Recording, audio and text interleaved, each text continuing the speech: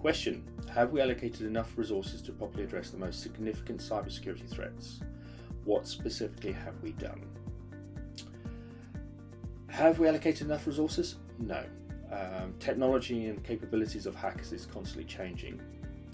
Security can very easily become a money black hole because of this if we're not careful. So what can we do about it? Well, as security professionals, we need to learn to prioritize. And we do this by first looking at the likelihood of a system being attacked, and then we apply estimates in terms of what the impact will be to the business if it is attacked. In combining this information together, we then use that to actually prioritize what we need to focus on first. This is referred to in the industry as risk management, and if you would like to know more, it's worth looking up cybersecurity risk management. Hello, my name's Sahar, and to the question, what is the one thing you wish you knew when you started your career? To that I would say, I wish I knew that it would be a good idea to try the various roles within different departments within an IT company. There can be so many, such as testing, business analysis, project management, marketing, communication, development. It's just unbelievable how many roles there are in IT. And to try those all out when I was early on in my career would enable me to work out which ones I was good at, which ones I liked, and then to specialise in one particular field and become an expert on that. I think that would have saved me a lot of time in the long run, rather than stumbling across different areas and then taking a bit longer to work out which ones I wanted to specialise in. So yeah, I would advise that. I've done a lot of interviews in this industry, and I've also been the person conducting interviews, so I'm going to try my best to give you a little bit of information about what we're looking for in terms of skills and qualifications. First thing I'm looking for is someone who loves to learn, someone who understands that engineering is always changing and improving, and we have to move with that, so we have to continuously keep learning. But that might come in the form of self-learning, someone who likes to Google, research, read books on their own, that's fine. Someone who wants to learn from other people, ask for help, know when to ask for help, and accept sort of guidance from senior engineers, more experienced colleagues, great, that's even better. So both of those double take. The next thing I'm looking for is that software engineers, especially in movies, is seen as a sort of loner type skill. This is not true. It is a team sport. Sometimes that team is you with other developers around you working towards a delivery goal. Sometimes it's just being a voice in the wider engineering community. Things like GitHub and Stack Overflow. These wouldn't be successful if engineers didn't talk and collaborate together. So it's really important that you're willing to be a team player and that comes through in your interview. So I love to learn, I love to be in a team, I'm willing to contribute to the engineering community. Brilliant. Next thing, qualifications. You don't really need one particular qualification to call yourself a software engineer or a data scientist.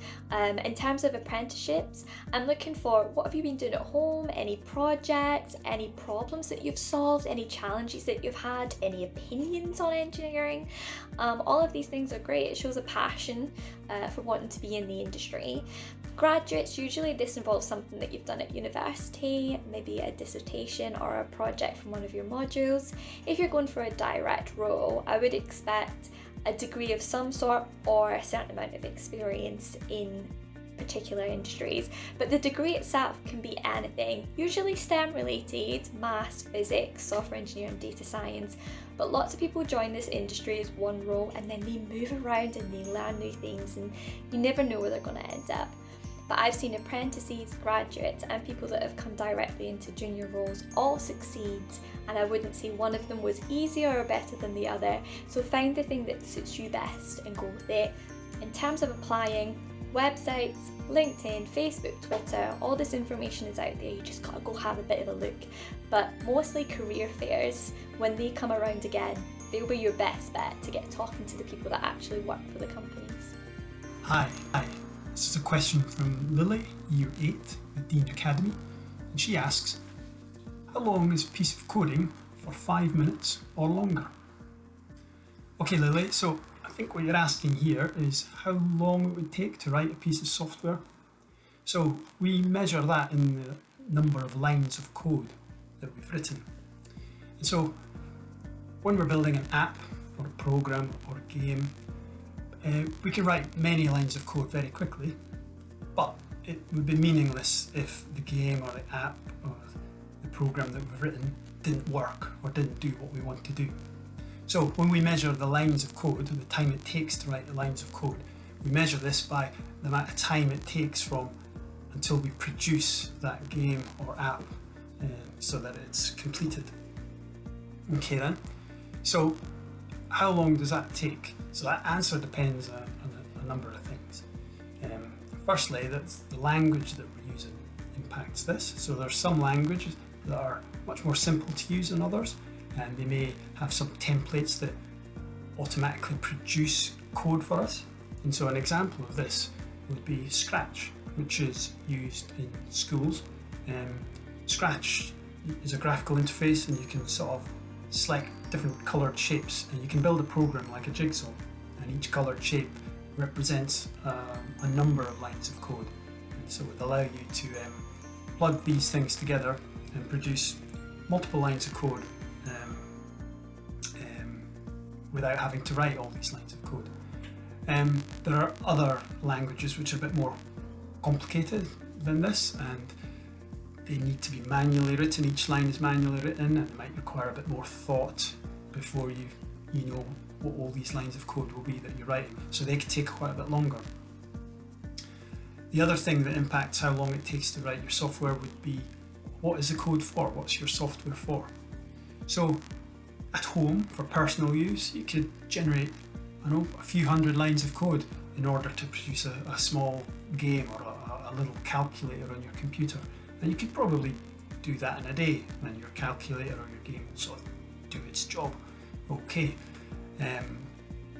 But in industry, we're writing software to produce programs or systems for customers who've asked us for this software to do a specific job. So we need to take a bit more time and care to make sure we understand what the customer wants, and so we know what the software should do. Then when we're writing our software, we need to make sure it's written in a careful manner so it's easy to maintain that software in the future if we need to make changes to it or if there's problems with it. And also we need to make sure that that software does exactly what the customer wants, and it doesn't crash, it doesn't fall over, or there's no problems in it. So we have to do a lot of testing. So that means it takes a lot longer to produce that system or that program for our customer. And so it's each line of code, effectively, it takes longer per line of code to be written. So whereas you could write 100 lines of code at home for a little system yourself, in industry, in my work, it's not uncommon that you would say it's maybe 10 lines of code every day that's getting written. And that's the sort of rate that it would be writing software. Okay, I hope that helps answer your question. Okay, bye-bye. Hello, my name is Belle, and I am one of the talent acquisition specialists here at NCC Group, helping to bring professionals into the organisation. So I have been given 3 questions which I'm going to run through with you on this short video. So the first question that I've got is, what type of jobs are there in technology, IT and cybersecurity? And the answer to that is it is so broad. There are so many roles within this sector. So cybersecurity alone, if you're looking at that, there is a massive amount of different fields you can go into, from ethical hacking to incident response to risk management and many more. And cybersecurity is just one branch of technology. So that is not a very specific answer, but I think the brilliant thing about technology being so vast is that if you're currently watching this and you're in a position where you're thinking you might want to go into technology, but you don't know where to go or what to do with it, have a think about what drives you, your motivators, and you'll be able to most likely apply that to one field of technology or many fields of technology. And moving on to the next question I have, which is how do I apply for a job or interview? And again, lots of different methods, so no real specific answer to this one, but There are other traditional methods, such as you create a CV and you apply to jobs online, and you can find those through several different job boards such as Indeed, Glassdoor, LinkedIn, and then there are less traditional routes. So one that's I think a good recommendation is to reach out to recruitment agencies, because a lot of them will have a bank of jobs that you may have seen online. On top of this, they may specialize in certain sectors. So if you've decided that you want to go into cybersecurity and you want to do pen testing, for example, there may be an agency that specializes and will be able to really help you, or at least guide you on the best approaches. And secondly, another non-traditional method is networking, and you can start that early.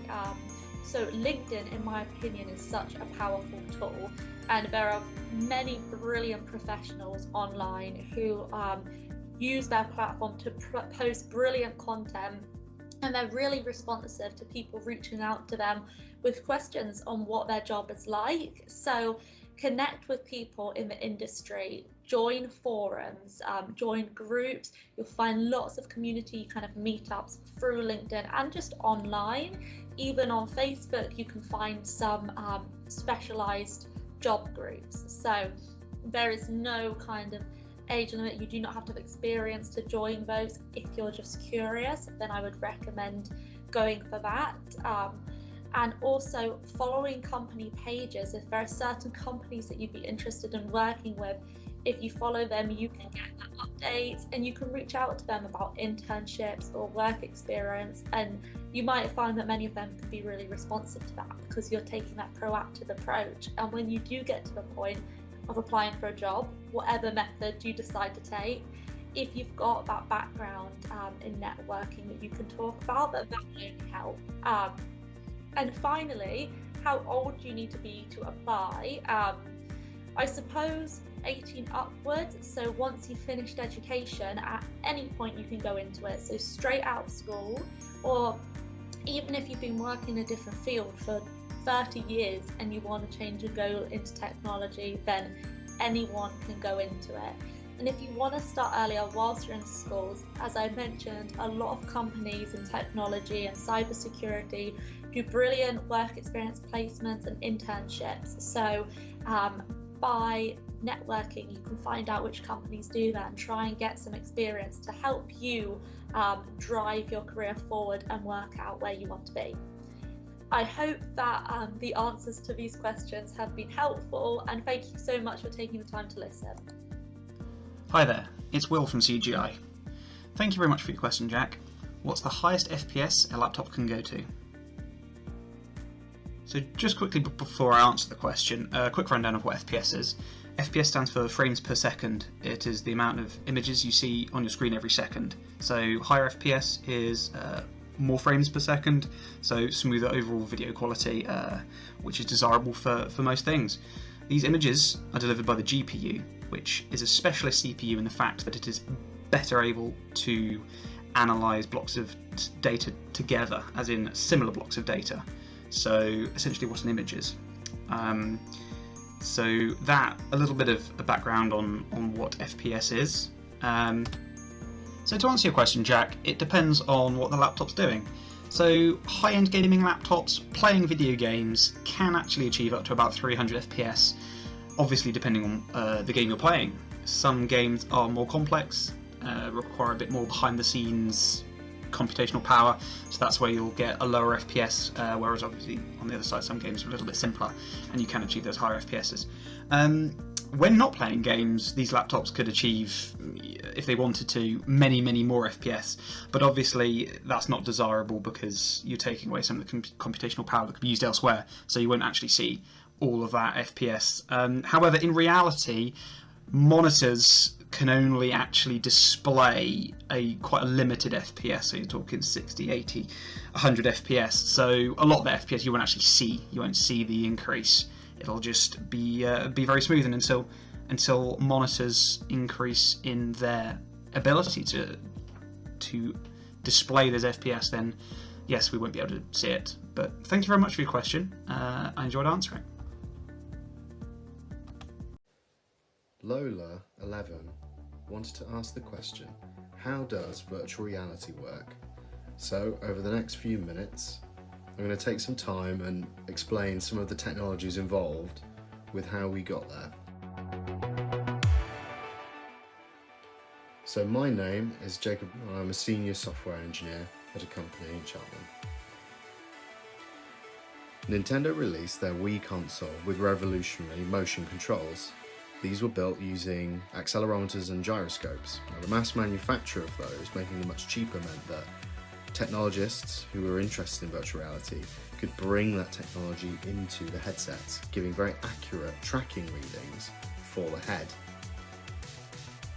One of these technologists was named Palmer Luckey, and he started up the Oculus company with his Kickstarter, successful Kickstarter for the Oculus Dev Kit 1. Something else that massively pushed forward the technology was the decreased latency with all of these things working together. So it meant that you could rotate your head around and that the screens within the headset could draw the images that they needed to fast enough to keep up with your head movement.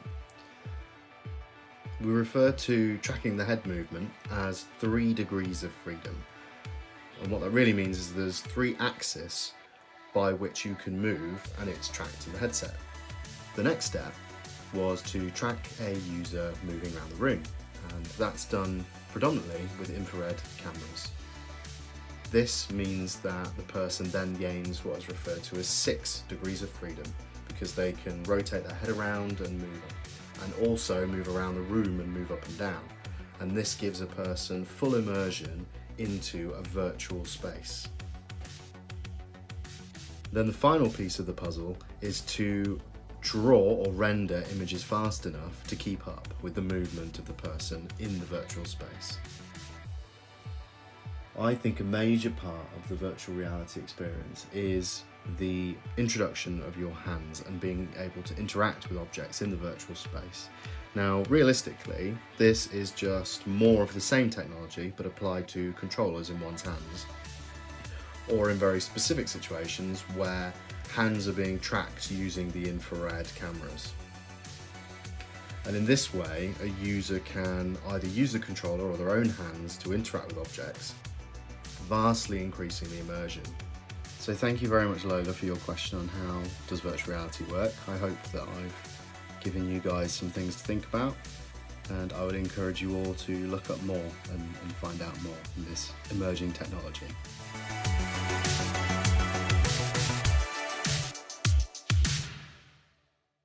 Hi, my name's Andrew Peck and I'm an innovations consultant at CGI.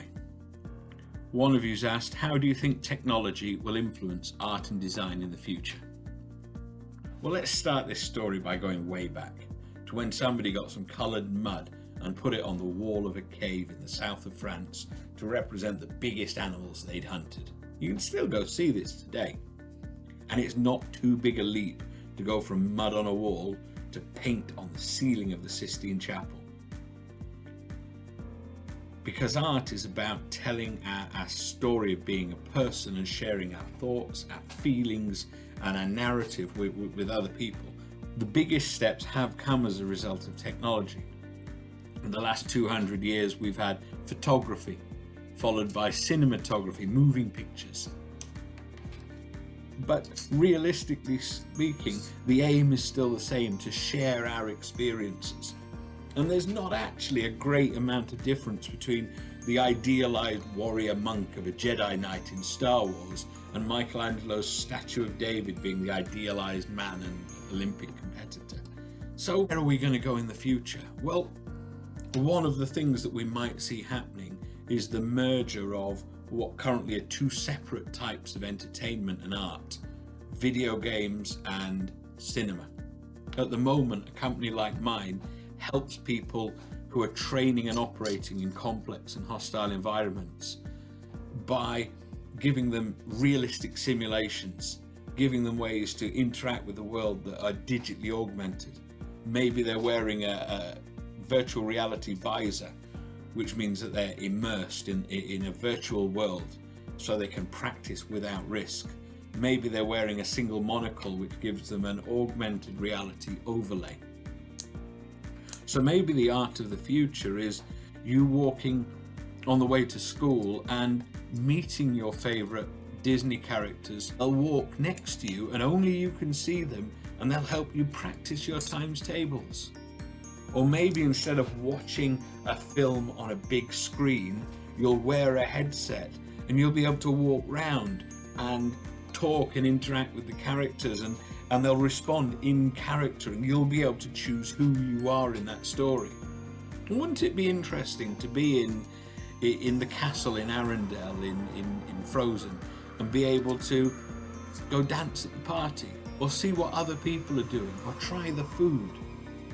There's nothing to say that these interactive experiences won't be part of the way we experience art in the future, the way we experience design in the future, in the same way that cinema followed photography. So that's the first change. There'll be a whole new category of art and entertainment. The second thing that will happen is things will become far more real and realistic. And realism will be something we'll be able to ramp up. We only need to look at things like the development in the Unreal Engine, which is used to put together characters and environments for computer games, to see that photorealistic simulated people are now possible. Monsters can be scarier than ever before. Buildings can be planned down to the tiniest detail, all in a virtual experience-led world. And I think that introduction of an experiential element is going to be how technology will change art and design in the future. You are no longer looking, you are no longer witnessing, you'll be part of the art that surrounds you. I hope this helps, and I hope maybe it inspires you to think about creating something yourself. Thank you, and listen to your teachers. Hello, my name's Catherine and I'm part of the Managed Vulnerability Scanning Services team at NCC Group. And you've asked me the question, if hundreds of people flooded a set of servers with DDoS attacks at the same time, what options would be available to fix the problem? So what we're talking about is a distributed denial of service attack. And the point of this is getting lots of computers working together to, at the same time, flood a target with so much traffic that the products or services they normally offer become either unusable or absolutely overwhelmed to the point where they stop working completely. What you want to do if you're in this situation is make sure that your legitimate customers can still access your services, but those who are attacking you are stopped as quickly as possible. There are a few ways to look at this, and these are elements that have to work together in order to stop an attack. There is technology that you can put in place, ideally in advance of an attack, that will alert you to the fact that you're being attacked. There's also technology, for example, firewall or content distribution networks, that can filter the traffic from the internet before it hits you, and that gives you the opportunity to filter out undesirable traffic. You may also need to contact your ISP, your internet service provider, to help you with filtering traffic if it's overwhelmingly large amounts of traffic that have been sent your way. But the technology isn't enough on its own. The team that are dealing with this kind of attack have to know how to approach the problem, what they're responsible for, who needs to do what, who they need to talk to in the event of a problem. There might be other third parties that need to be notified. It may also be the case that you would like to involve a specialist team, so you could get an incident response team that know how to deal with DDoS attacks involved, so that they can help you mitigate this as quickly as possible. And then after the situation of perhaps being faced with an attack, or perhaps you're practicing the scenario in advance of a potential attack so that you can be prepared as a business, the important thing is to understand where the weak points are, where you perhaps have missed something and where you can improve. And all this needs to be documented so that in future, should that scenario arise, everyone is better prepared and knows better how to deal with the situation. Hi, I'm Chris, I'm from CGI, and I'm going to answer the question, what is the greatest historical advancement in technology? It's a bit of a hard question really, because there's probably no right answer. It's an opinion. You could go back and say, you know, steam power, power of the Industrial Revolution, so that's got to be the greatest historical invention of all time. But personally for me, it's this thing, it's a transistor. If you don't know what a transistor is, it's basically an electronically controlled switch. And transistors feature in every single bit of modern electronics you will come across, and they power absolutely everything. This is actually a rather large one. This is a single transistor that you might use in electronics prototyping, some of the circuitry I do. You more often find them in computer systems. So this is a Raspberry Pi or a microcontroller. There are absolutely billions of transistors in here, and it makes this device work. It's involved in everything from the memory, the RAM, the random access memory, the CPU, the central processing unit. This thing is absolutely full of them. And then if you think up to your computer, your home laptop, your tablet, your mobile phone, whatever it is you have, that will equally have billions of transistors in. And were it not for the transistor, all of the modern technology and all the things we take for granted, the fact that I'm talking to you now on this video is all powered and enabled by the transistor. And so I personally believe the greatest historical advancement in technology has been the transistor, and we get to enjoy the brilliant outcomes of that. Thank you.